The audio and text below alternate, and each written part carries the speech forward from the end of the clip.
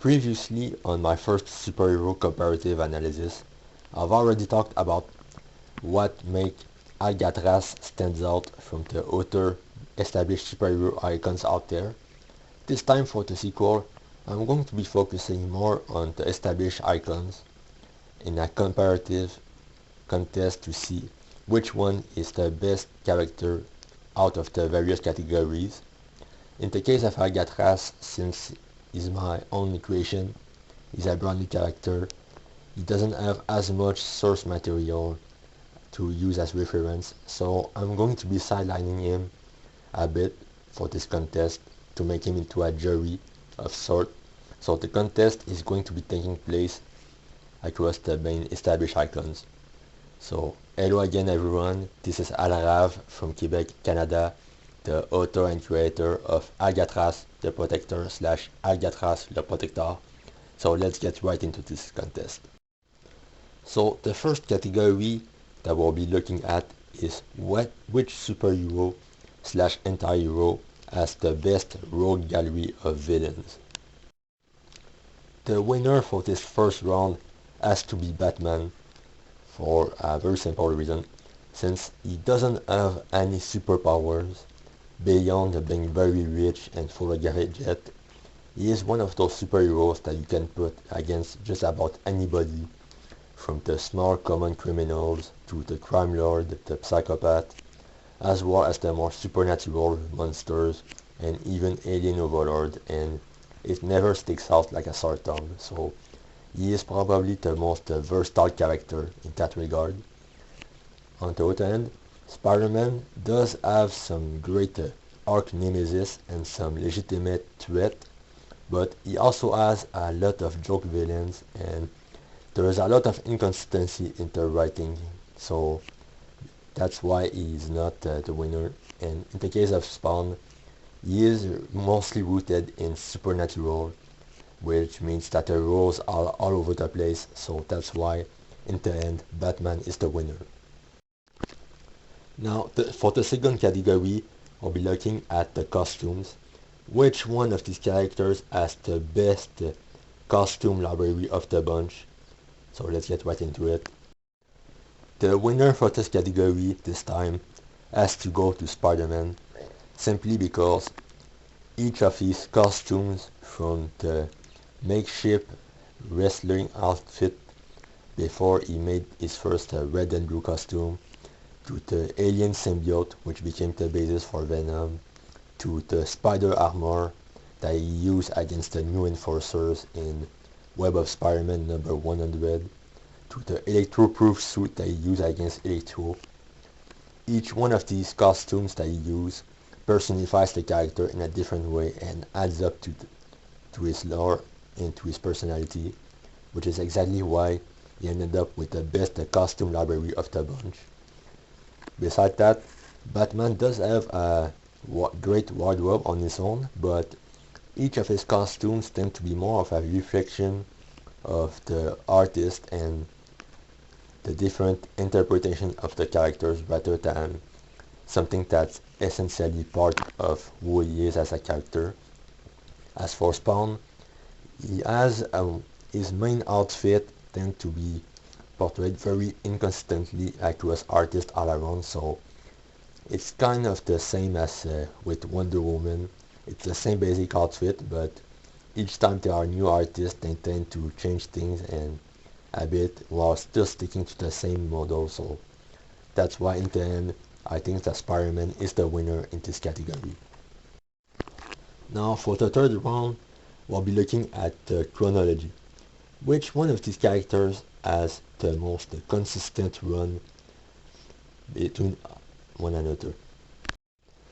Now the winner for the most consistent run of the bunch this time has to go to Spawn, because he is the only character who has started from issue 1 to 300 and beyond, and without any sort of relaunch or reboot or whatever, compared to all these icons from the big two. So in the case of Batman, for instance, there's been Detective Comics that's been very long running, but it's been messed up a little with the new 52 launch and so on, so that's why he's not the winner.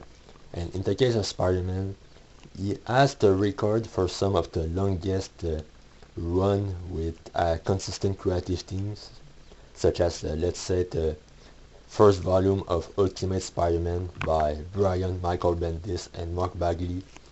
But even then in that run, there are a lot of inconsistencies that you can notice. For instance, in the first Dr. Octopus story arc, as I remember, there were mention of Eddie Brock as a reporter for the Daily Globe, but only 2 story arc away, Bendis introduced a new version of Eddie Brock, which had nothing to do with this one. And the 2005 Ultimate Spider-Man video game that was eventually adapted into the comic, and again Bendis changed a bunch of things. Just like he retconned the death of Gwen Stacy in that universe, he also retconned the death of the Green Goblin in there as well, so he could use it for the event of the death of Spider-Man, and even then he retconned that away again, so the case can be made that Spawn is overall the most consistent one. Even though Todd McFarlane no longer works on him directly, since he has transitioned away from being a comic guy to a toy manufacturer, he still has some basic oversight on his creation, and in that regard, Spawn has to be the most consistent one of the bunch, so that's why he is the winner. And now for the tiebreaker, which one of these characters has the best woman? This one is going to be tough. To tell you the truth, it's more or less of a draw. When it comes to love interest, Batman has a bunch of disposable love interest as Bruce Wayne, which seems to be never seen or heard of again. Spider-Man had a definitive love interest in the form of Mary Jane, but editorial policies at Marvel have screwed that over, and none of the author love interest have ever made the same effect.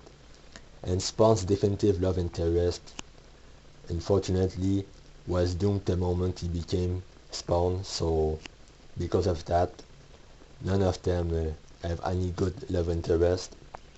In terms of sidekick and allies, Batman has Oracle, which is a decent character on her own right, but not particularly useful, and the Batgirl legacies, again, they don't add much to the character, who tend to be more of a solo costume adventurer. In the case of Spider-Man, there are a few, most of the allies and legacies tend to be one-off characters as well, who are seen very inconsistently overall, and Spawn doesn't have much in that category either. In terms of femme fatale, Catwoman and Black Cat are both very one-dimensional characters as a whole, so again, they're not particularly great. In the case of Spawn, he had Angela, which was slightly more unique and interesting, but unfortunately, because of some legal shenanigans between Todd McFarlane and Neil Gaiman, there was a whole story behind that. The character was sort of lost, so can't be used besides maybe knockoffs or derivatives, so again, overall, it has to be a draw. This might be too early because of his brand new and the lack of source material, but I do think that Alcatraz has the potential to be the winner of that category. I'll get to show it in the years to come, so since there's no definitive winner for the other 3, I'll give this point to Alcatraz because of that. And now, to break up the tie once and for all, which one of these characters has the best origin story? This one is actually very simple. Let me know what you think in the commentary section below. As always, look forward to all the Alcatraz the Protector / Alcatraz the Protector stuff on my Substack. The links are available in the description below or on my channel's page. The first issue is available for free in both English and French, as well as its blog comics companion that is being updated on a daily basis with brand new story content. A second issue is also in the work. So with that being said, thanks for watching, and we'll see one another very soon. Enjoy the reading.